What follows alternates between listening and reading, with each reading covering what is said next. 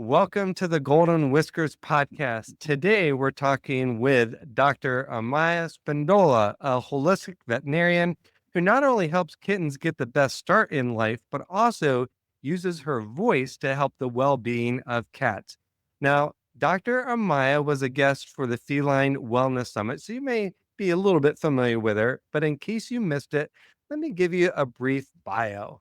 Like I mentioned, Dr. Amaya is a holistic veterinarian specializing in feline health, and she's also a professional singer. She blends psychosomatics, bioenergetics, and the healing power of the voice to enhance the well being of cats and deepen the human animal connection. Today, we're going to be talking all about having your kittens get that best start in life.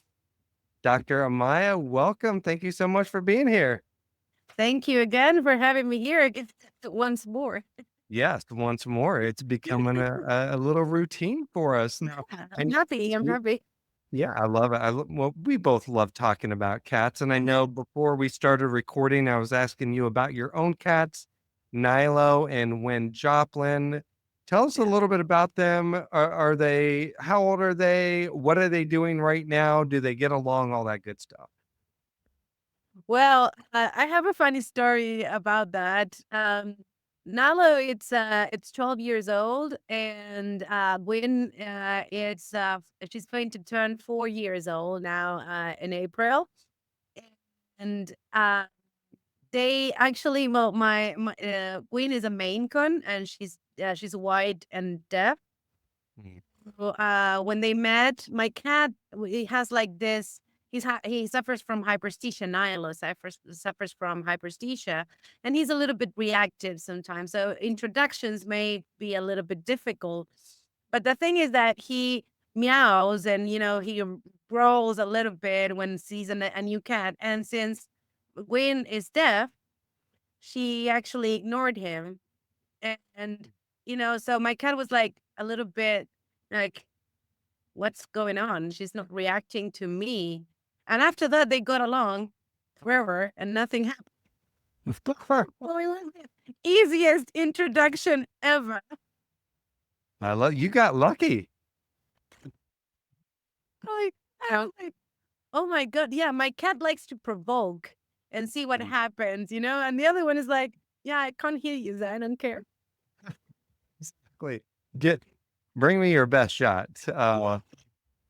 Great story. I love it. So am I, our main topic, we're going to talk about how to give your kittens their best start in life. But before we do that, you have such a unique approach to feline health. And we mentioned in your bio that you practice psychosomatics. We talked a little bit about this in the Feline Wellness Summit, but for those that weren't there, maybe didn't hear that interview, it's just so fascinating to me. What is psychosomatics? And can you share how your background in singing plays into your veterinary practice? Okay.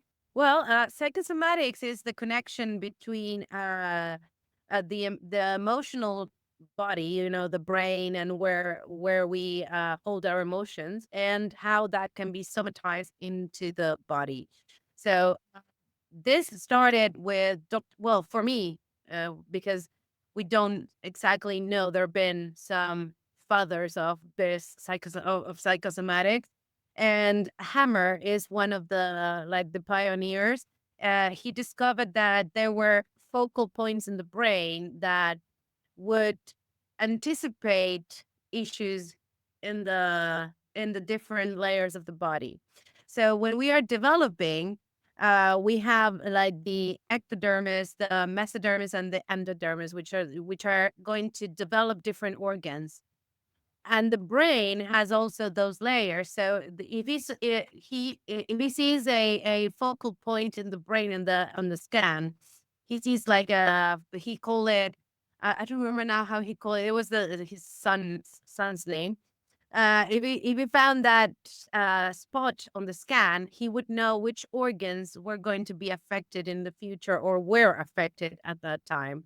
So he could make that relation between the emotional body and the physical body, and make those connections. And then after that, we had other psychiatrists and doctors, all in human health. when we turn this into animals, it's the same thing because the brain, the emotional part of the brain is the same. The limbic system is practically the same as humans. So in the end, we can, and the development of those layers is the same thing. So in the end, we can make that relationship. The what I feel it's different is that when you look at psychosomatics in animals, you have to look at the environment because cats tend to suffer the same illnesses than their parents, let's say, Mm.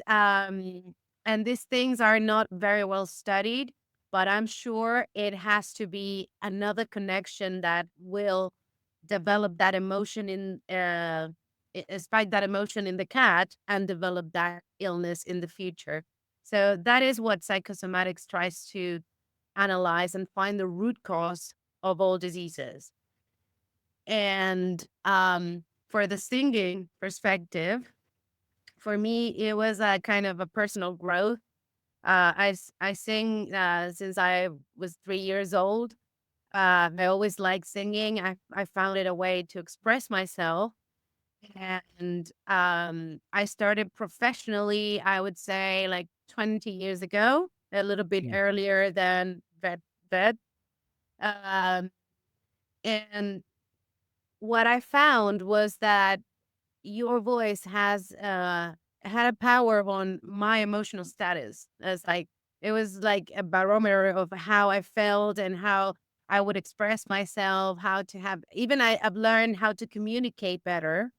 And I've understood how different languages work because once you understand a little bit how your air flows and how your voice needs to work in order to express yourself, you learn a lot about yourself, about your inner self.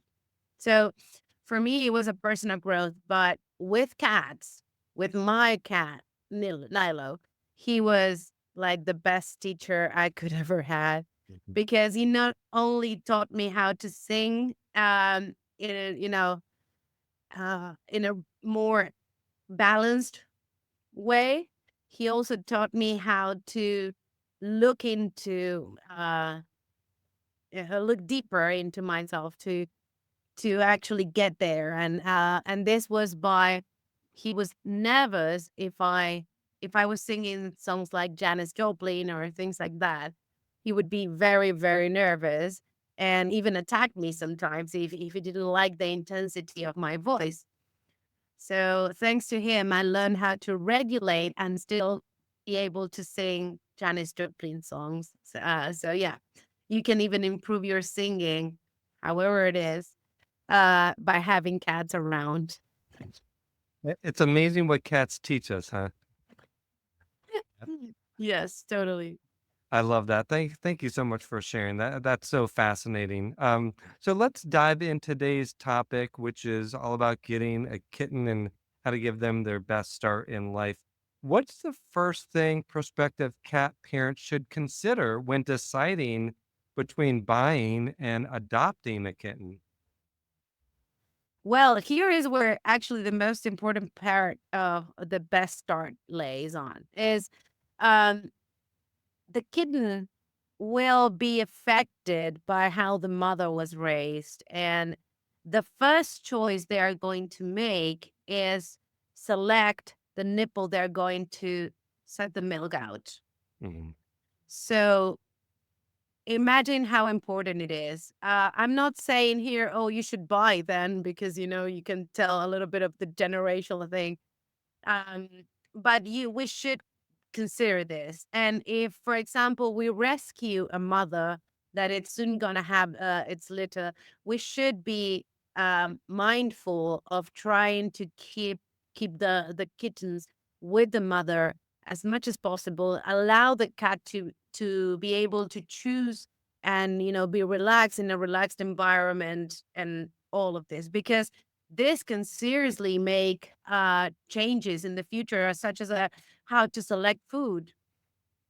Transition, sometimes it becomes really difficult for cats and behavioral problems. So everything will be told by how that moment in time starts.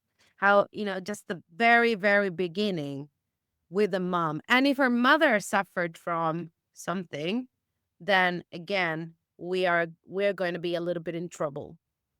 Um, so this can happen on a cattery, or it can happen on the wild, as with a feral cat that you rescued. So we never know. But if you are a breeder, be mindful of this. Try not to get too involved and try to control things a lot, because that tension that we create just because we want to do everything perfect, I've seen this as well, may also create that stress. And if you work with the rescue cats, allow them to, just give them the space, the best you can, because in the end, yeah, they're usually handful. Yeah. And I've, like you mentioned, I've heard that when cats get separated from their mothers too early, it can affect things like behavior, anxiety. They could be more stressed. Might affect the way that they sleep or they eat. All kinds of things can happen if the kitten is separated from their mom too early. Once we have our kitten, right? What are some of the things we can do to give them that healthy life as early as possible? Things like, what nutrition should we be feeding them? What do we do with hydration, play, all that sort of stuff? Well, and as you said, about the time, right? There's also another thing. It's not only if they're separated too early from their mother, and there is another one that if they stay too long with their mother, if Mm, they are weaned, usually that also can cause a little bit of behavioral issues in the future. So, we need to let the mother decide. When the mother says stop, stop. I love it. Just drink. And about your question, it depends on if the cat was well nursed by the mother, or if that is a cat that you rescue from. Here is unfortunately very common to find them on the trash cans sometimes. So if the cat was well nursed, then you can.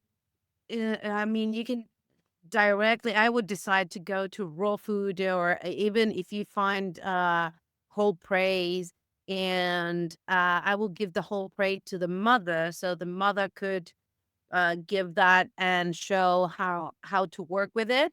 If you have that possibility, I actually worked with some breeders that do this. They give them, well, the 1 day chick, and Mhm. they just give it to the mother. The mother opens up and makes it easier for the kittens, and then it takes them to them, and they start right away with raw food.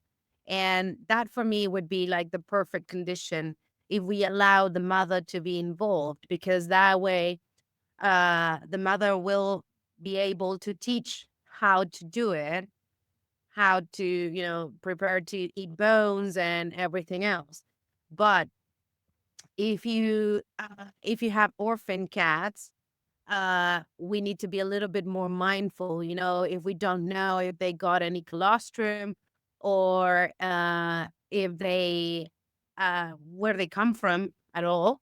So um at that point, we need, first of all, I would prepare um you know how do you call it, premix milk, Mhm. cat milk, and then add some bovine colostrum and feed that for a while. I mean, I could be feeding colostrum for a few months if necessary. And it helps to develop, it helps um, to develop the gut in a way, and the immune response. So it is very different what you decide to feed. And if it's an orphan cat, I would start with raw as well, but a little bit later in time. At first, I would make sure that they are developing right and maybe use some cooked food in between and some good milk with bovine colostrum. And then I slowly start introducing those cats that haven't learned how to chew bones or even meat. So I would start with very grounded food and just start, see how the reaction is and then go straight to raw because in the end raw is going to be the most bioavailable and easiest way to eat for them. Uh, and also, it will promote the stability of the gut microbiota that we want. Yeah, so important, which we've learned a lot. Of course, I'm being educated at the same time, just as the audience here learned a lot about nutrition, not only from this podcast here, but with our Feline Wellness Summit from you and a lot of our other amazing experts. What about behavior? Because if somebody's bringing in a kitten into their home and they've never had cats before, right? They may be in for a little bit of a shock. Sometimes kitten can scratch up furniture, jump all over the place in the areas that maybe they shouldn't be getting into. As I've got a cat right, well, we can't see him yet. I thought I was going to get a cat on camera. I've got a cat right behind my computer screen right now.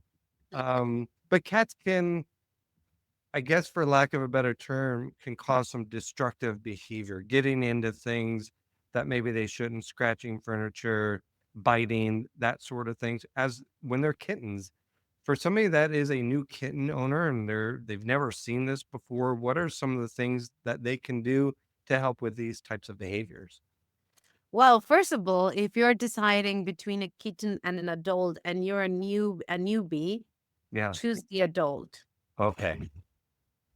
And choose an adult. I mean, get some advice from the local shelters and get some advice on, the personality because starting your life with a cat can be challenging in all life stages of a cat, right? And one of the things I've noticed with some of my friends that were new to cats is that suddenly they change. They are they're being awakened by the cat, awakened by the Yes. cat, Yeah. or the fur, the amount of fur they're not used to. The feeding habits. Sometimes it's a change of routine that it's in a way it's like having a baby but a little bit more manageable and less stressful, but in the end you're going to be changing your routine. So it is much easier for an adult that already is built the way it is to uh to have, if you're new, just you can find the personality that will align to yours, and then you will be dealing with things and learning with an adult that already has its traumas and everything else, but you're not going to create new ones Mm. into the small ones. And if you're deciding, say, no, I just want a kitten, just don't have one because a kitten needs another cat to learn. You're never going to be the cat, the mother cat, right? So even if you have a dog, just allow them to have another animal that will teach them how to, how they should behave. Of course, if you have a dog, it will be like a cat dog because they end up doing things like that Right. the other way around. But if you have, let's at least have two kittens and spend the most time with them. Kittens need to be nursed. They need to feel your pulse. They need to. What I usually recommend is to get those four shiky things that the bands the baby wraps, Mm-hmm. Oh yeah. Yeah. and just have them here looking Mhm. for warmth and your pulse until they decide to get out and explore, because that it's really important for them not to become this crazy cats that you know it's a child in the end. It's a child what you're dealing with. So if you are mindful of those things, the cat is going to be much more relaxed. If you work 8 hours, don't have kittens. if nobody's going to be at home and these kittens are going to be alone, of course they're going to be bored. They need to explore. They're Mm. at this stage of life that they need to do that. So be mindful of those things, and you're gonna be, working so much better. There is no correction of behaviors. They are exploring, and they are fearless, and so limits have to be very uh, assertive, positive. It's the time, so it takes time. I had Well, in your two main pieces of advice there, I've done one of them. So you said if you have a choice of getting a cat or a kitten, get a cat. I always got kittens. However, both times I adopted two kittens at the same time. So we are definitely Yay! good there. What Yes, happens, like, what if you're bringing a kitten into a home where there's already a cat? Now, you said you had it fairly easy when yeah. you did that, but what are your recommendations there when we're introducing a new kitten to a home with existing pets? Any advice there? Yes, there are several things. One, well, I did an animal communication to ask my cat if they, they were a match Mm-hmm. and really good personalities to be together. But if you want to be more terminal, one of the things that you could do is not choosing, thinking that it's going to be the best for your cats because the cat is not playing or the cat is sleeping all day. If you are analyzing from your perspective on what the cat may need, deep down is because you want another cat. And you're just justifying that with your cat's behavior. Oh, yeah. Don't. If that's the case, don't. If you have an old cat, because I'm actually talking about cases that I had, real cases. Um, if you have sick cats that they're getting old and you're feeling that you're gonna lose them, and then you know you're already trying to replace them in a way because you don't want to feel that part Mm, again. mm. Don't. Really big red flag, because you're gonna create you're gonna create a stress there. It is a stressful, and it's okay. But if you already have a sick cat, don't put more stress into it. Yeah. Okay? The same goes with a senior cat. So make sure to align the ages around, and after that, think about what is best for them. Uh, Yeah, great advice. I mean, as I've learned with some of the other experts here, is communicating with your cat, asking them questions, getting their feedback. And another thing you mentioned on your previous answer, if you're going to be gone working 8 hours a day and you're trying to bring a kitten into the home, they need attention. Yeah. I've learned that one of the myths that we need to bust is that cats are low maintenance. They're not necessarily low maintenance because you have to spend quality time with them. You have to interact with them. You have to feed into their need to hunt and play and explore, and you need to create that bond with them. So that's great Yes. advice that you want to make sure that you have the time to spend with them. I like to end all of the interviews by playing a little game just called What's in Your Cat's Bowl. Okay. So, Amaya, what are you currently feeding Nilo and when Joplin? Well, of course, I'm feeding raw, but I am a little bit lazy. Mm, Sometimes I do create the recipes I want, but sometimes I buy commercial. So right now it's a chicken recipe, a commercial recipe, and they don't love it that much. They prefer rabbit, but it's in the rotation. So I'm sorry if Okay. that's what it is. That's what they're having now. Yeah. Yeah. Perfect. No And questions then asked. any supplements? Yeah, they already contain supplements. And what I feed my cat, Nilo especially, is lion's mane. I mean, Okay. the Yeah. food already contains omega 3s and all the complete necessary supplements. But what I add, it's lion's mane because he has like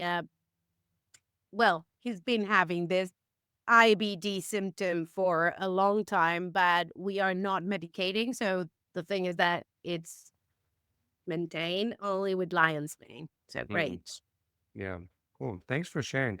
Yeah. Amaya, I love the work that you're doing. I want to acknowledge you for just the work you're doing to make cats' lives better and us cats' parents' lives better.